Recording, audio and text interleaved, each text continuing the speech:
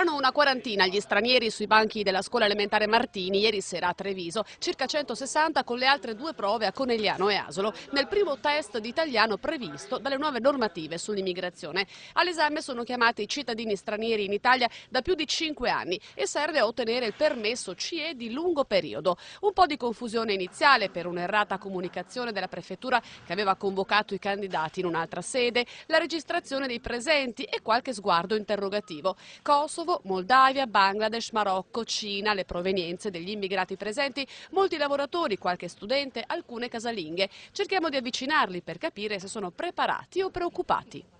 Questo esame secondo me è meglio per chi fa cittadinanza italiana, non carta di soggiorno.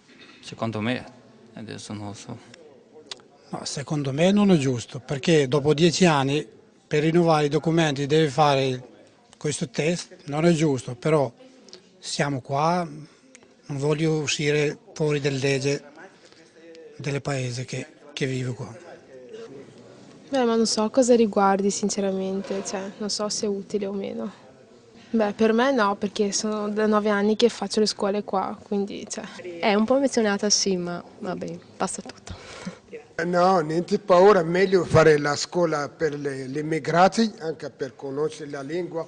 C'è qualcuno che interessa la carta soggiorno, ma anche che te le danno che le gente che essere la carta soggiorno, va bene, se no non le danno anche solo il permesso, quello normale.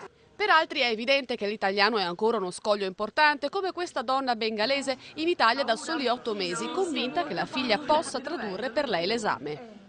Le scrive e così, però non hai capito bene perché lei è venuta in Italia 8 mesi, solo 8 mesi, 8 e 9 mesi.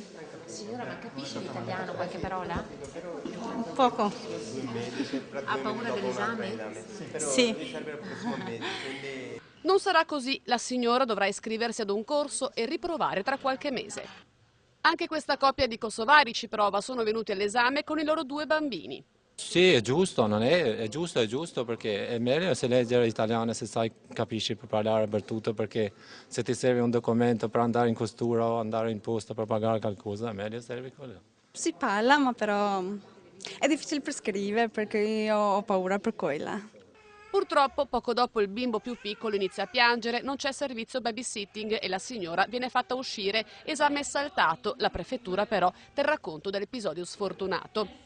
Verso le 19:30 l'esame inizia, la prova è strutturata in 3 parti, comprensione, scrittura e lettura dei testi. Il meccanismo attraverso cui prima vengono iscritti i signori che devono presentarsi e poi vengono informati di dove presentarsi è estremamente macchinoso. Inoltre questi signori arrivano qua senza alcun addestramento alla prova.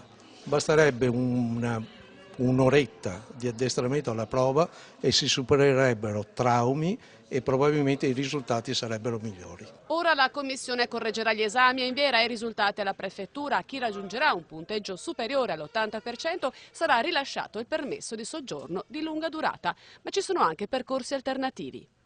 Noi abbiamo nel nostro CTP 1 migliaio di persone che frequentano corsi di vario tipo. Molti di questi corsi sono finalizzati a una certificazione ottenuta con l'Università di Perugia o con l'Università di Siena. Con questo tipo di certificazione basta che arrivino in prefettura e dicono no, noi ce l'abbiamo già e siamo a posto. Non solo, questo tipo di certificazione ha un valore europeo e serve per molti altri interventi.